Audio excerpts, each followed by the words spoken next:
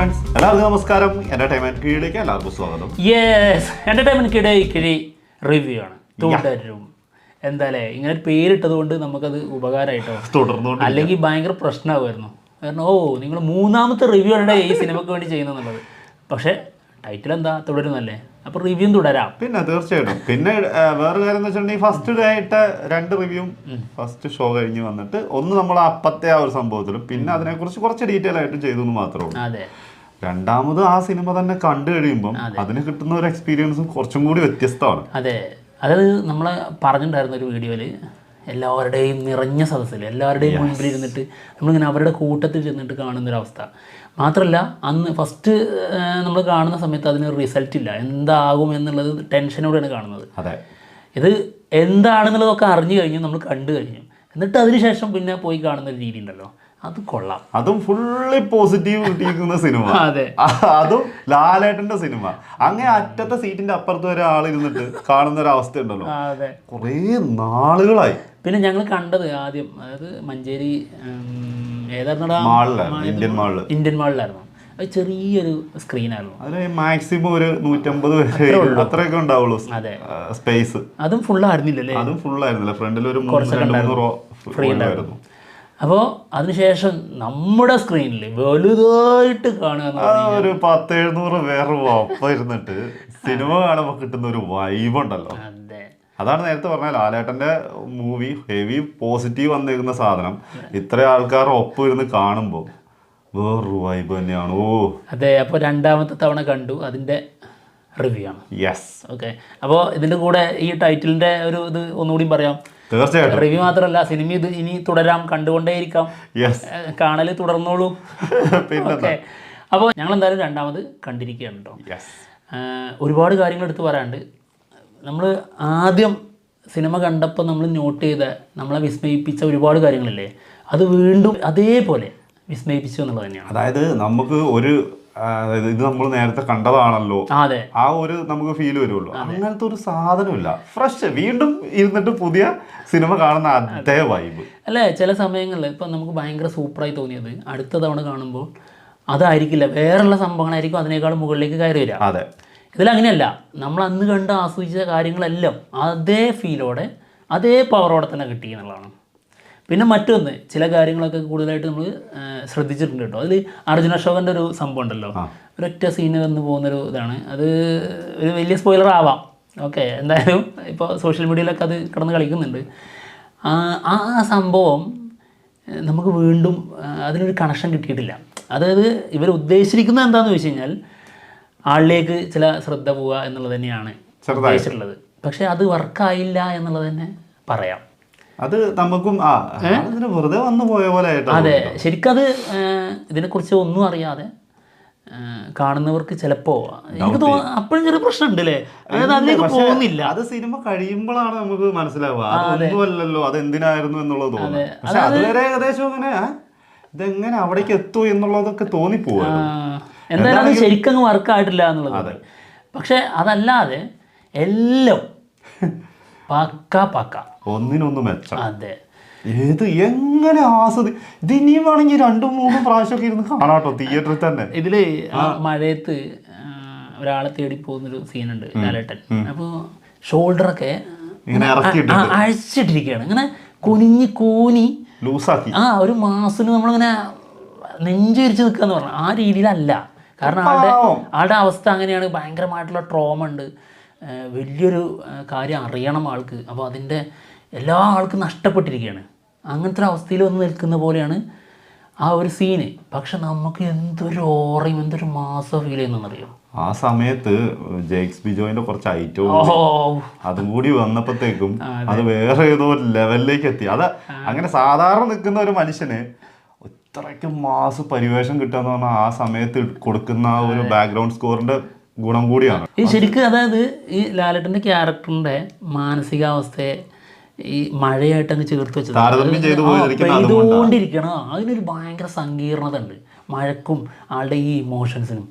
അത് ഭയങ്കരമായിട്ട് ഫീൽ ചെയ്യുന്നുണ്ട്. വീണ്ടും നമ്മൾ കാണുമ്പോൾ നമുക്കിങ്ങനെ അതായത് 2018 നമുക്ക് ആ ഒരു ഭീകരത ഉണ്ടായിരുന്നു.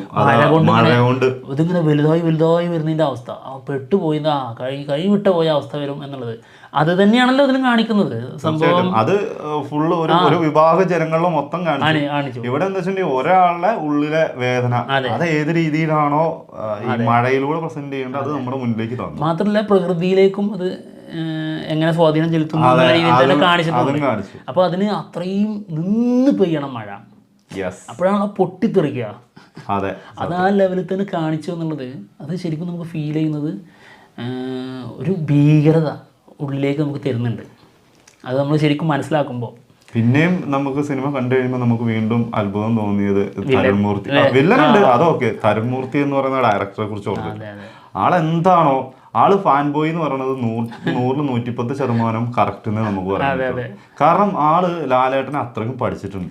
ഈ ലാലേട്ടൻ്റെ പല സംഭവങ്ങളും ലാലേട്ടനുള്ളത് കൊണ്ട് തന്നെ ലാലേട്ടനെ പല രീതിയിൽ ഇഷ്ടപ്പെടുന്നുണ്ട് പലരും. അതെ, ചിലർക്ക് ആളുടെ ഭയങ്കരമായിട്ടുള്ള, അതായത് മാസിൻ്റെ അപ്പുറത്ത് വലിയ ഒരു രാജാവിനെ പോലെ നിൽക്കണം എന്ന് തോന്നുന്ന രീതിയിലാവാം.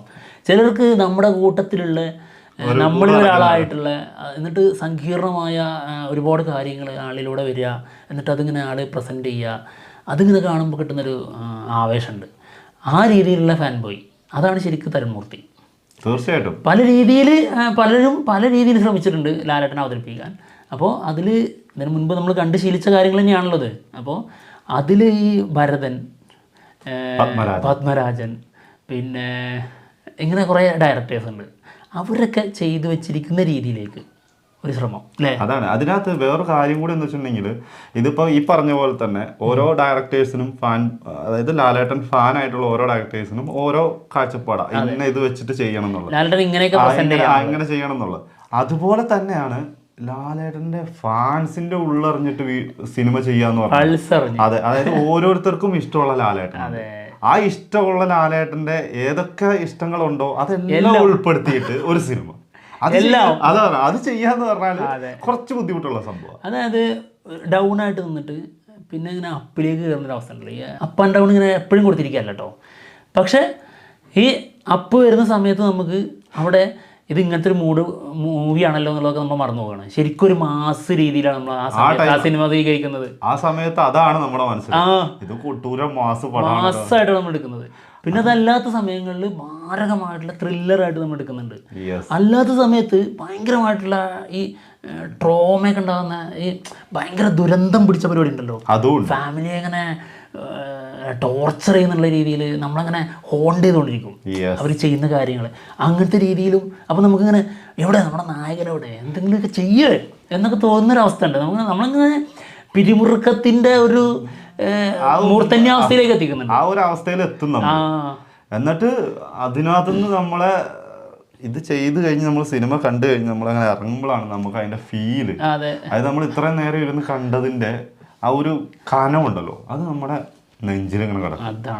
അതാണ് ഈ സിനിമ കഴിഞ്ഞിട്ടും ഈ സിനിമയുടെ ഒരു സംഭവങ്ങളും നമ്മളെ വിട്ടുപോകാത്തത്. നമ്മളതിങ്ങനെ ആലോചിച്ചുകൊണ്ടേ ഇരിക്കുകയാണ്. ഇത് അല്ലേ, എവിടെ എങ്ങനെയൊക്കെ നമ്മൾ ചോദ്യങ്ങൾ ചോദിച്ചാൽ എത്തി നിൽക്കുന്നത് ലാലേട്ടനിലേക്കാണ്. അതാണ് അതിന്റെ പ്രത്യേകത. പിന്നെ അതുപോലെ തന്നെ നമുക്ക് മലയാളത്തിന് ഒരു പുതിയ കിടിലൻ വില്ലനെ അതിൽ ഫസ്റ്റ് ആളെ കാണിക്കുന്ന സീന് മുതൽ അതിന് ഭീകരത ഉണ്ട് എന്ന് നമുക്ക് രണ്ടാമത് കാണുമ്പോഴാണ് കിട്ടുക. കറക്റ്റ് മനസ്സിലാവുന്നുണ്ട്. അത് പല ആൾക്കാരും പറയുന്നത് ഫസ്റ്റ് കാണുമ്പോ തോന്നൂല, പക്ഷെ ഫസ്റ്റ് കാണുമ്പോ തന്നെ ആ സാധനം ഉണ്ട്. സത്യത്തില് ആളുടെ തുടക്കത്തിലുള്ളതിൽ മുതലുണ്ട് ആ സംഗതി. അത് ആള് ശരിക്കും കഴുകി കളയുന്നത് എന്ത് എന്നുള്ളത് നോക്ക്. അത് പറയാനും പറ്റില്ലല്ലോ, സീന് പോലും പറയാൻ പറ്റുന്നില്ല. അങ്ങനത്തെ സാധനത്തിലാണ് ആള് തുടങ്ങുന്നത് തന്നെ. അത് അത്ര ഗംഭീരമായിട്ടാണ് അത് ചെയ്തു വെച്ചിട്ടുള്ളത്. സൂപ്പർ നടൻ. ആ ക്യാരക്ടറൈസേഷൻ തന്നെ ഭീകരാണ് സംഭവം. എന്താണെങ്കിലും ടിക്കറ്റിന് ഭയങ്കര ക്ഷാമമാണ്. കെട്ടത് മെനക്കെട്ടിട്ടാണ് നമുക്ക് തന്നെ 2 ടിക്കറ്റ് കിട്ടിയത് കേട്ടോ. രക്ഷയില്ല. ശോഭനയുടെ ക്യാരക്ടറിന് വലിയൊരു ഇത് കിട്ടിയിട്ടില്ല. പക്ഷെ എങ്കിലും ഒരു നോട്ടുണ്ട്, അതിന് ഭയങ്കര കയ്യടിയായിരുന്നു അല്ലേ. ഭയങ്കര തരം. പിന്നെ വേറെ സംഭവം കണ്ടു, അത് നമ്മളിങ്ങനെ ആഗ്രഹിച്ച് നമ്മൾ പ്രതീക്ഷിച്ച രീതിയിലല്ല കേട്ടോ തിയേറ്ററിൽ നിന്നുള്ള റെസ്പോൺസ്. അതായത് ഭയങ്കര ഇങ്ങനെ ഓരോന്നും ഇങ്ങനെ ആവേശത്തോടെ ഭയങ്കരമായിട്ട് സ്വീകരിക്കുന്ന അങ്ങനെയല്ല. എല്ലാവരും ഇങ്ങനെ തരിച്ചിരുന്ന് അങ്ങനെ സൈലന്റ് ആയിട്ട് കണ്ടിരിക്കുകയാണ്. അത് ആ സാധനം കിട്ടണമെങ്കിൽ അത് നമുക്ക് ശരിക്കും മിസ്സാണ്. അതായത് ആ വൈബില് അത് കിട്ടണമെങ്കിൽ ഫസ്റ്റ് ഡേക്ക് തന്നെ പോകണം. ഫസ്റ്റ് ഡേ ഫസ്റ്റ് ഷോ എന്നല്ല, ഫസ്റ്റ് ഡേ ഫസ്റ്റ് ഷോ കഴിഞ്ഞിട്ടില്ല പിന്നത്തെ ഷോയ്ക്ക് കയറണം. അത് ഒരു സാധനമായിരിക്കും ആ സമയത്ത്. ഇതിങ്ങനെ കണ്ട് അത് നിറഞ്ഞു കാണുക എന്ന് പറഞ്ഞ സംഭവമല്ലേ, അങ്ങനെ കണ്ടുകൊണ്ടിരിക്കുന്നു. ലാസ്റ്റ് സിനിമ കഴിയുമ്പോൾ കൈയടി. അപ്പൊ നമ്മളിങ്ങനെ കരുതാണ് ഇഷ്ടപ്പെടുന്നില്ല, നമുക്ക് ഉള്ളിൽ തോന്നും, അങ്ങനെയൊക്കെ തോന്നും. ഇതിപ്പോ എന്താണെന്നറിയോ, നമ്മള് ഫസ്റ്റ് ഷോ കാണാൻ പോയി, ഫസ്റ്റ് ഷോ അത് കാണാൻ പോയപ്പോ നമ്മുടെ ഉള്ളില് ദൈവമേ കിടലിനായിരിക്കണേ ആ ഒരു ചിന്ത കൂടെയാണ് ഒട്ടുമിക്ക ആൾക്കാരും അവിടെ സിനിമ കണ്ടിട്ടുണ്ടാവും. എല്ലാവരും ഒരേ മനസ്സോടെ.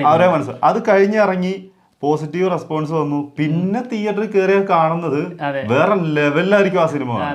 അതിനുശേഷം ആ ഒരു 2 ദിവസത്തെ ഒരു ഇതും കഴിഞ്ഞ പിന്നെ ഫാമിലി അല്ലെങ്കിൽ ലാലേട്ടൻ്റെ ഇപ്പൊ ഈ പറയുന്ന സ്ലീപ്ലെസ് സെൽ ഇവരൊക്കെ വന്നെങ്കിൽ ഇവര് തരിച്ചിരുന്നേ കാണുള്ളൂ, ആസ്വദിച്ചിരിക്കുകയുള്ളൂ. അതായത് ലാലേട്ടൻ എന്താണോ ചെയ്യുന്നത് മൊത്തം ആസ്വദിച്ചിരുന്നിട്ടേ കാണുള്ളൂ. അതിന്റെ ഇടയ്ക്ക് നിൽക്കുന്ന സമയമില്ലേ, ആ സമയത്താണ് ശരിക്കും സിനിമയ്ക്ക് കയറുന്നത്. അതൊരു ഓളം തന്നെയാണ്. എന്താണെങ്കിലും രണ്ടാമത്തെ പ്രാവശ്യം പോയി കണ്ടു. ഇനി കാണാത്തവരുണ്ടെങ്കിൽ ഒന്നുകൂടി, പക്ഷേ കാണാത്തവരുണ്ടെങ്കിൽ പോയി കാണുക കേട്ടോ. കണ്ടവരും പോവാ, തുടരട്ടത് പിന്നല്ല ടിക്കറ്റ് എടുക്കുന്നത് അങ്ങനെ തുടരുക. അപ്പൊ എന്തായാലും ഞങ്ങൾ പോവാണ്. മറ്റുള്ള വിശേഷങ്ങളുമായിട്ട് ഉടനെ തന്നെ വരാം. ബൈ.